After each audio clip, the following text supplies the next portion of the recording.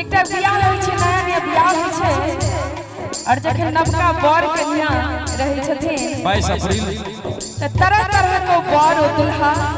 अपन कन्या से बहुत तरह तरह के वादा करै छथिन कि जीवन में हम अहाँ के लेल ई करब ओ करब, तारा चांद बहुत कुछ।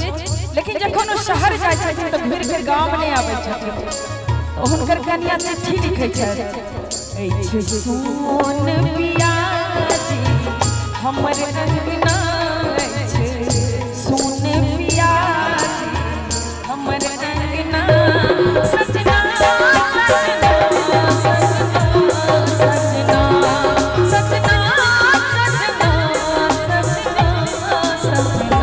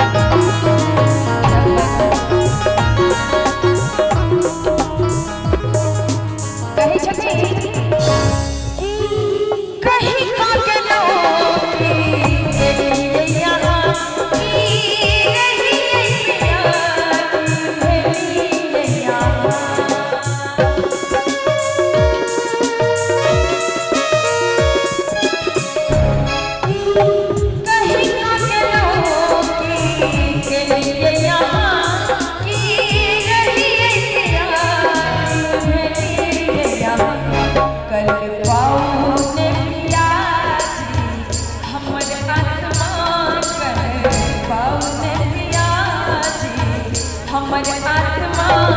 सजना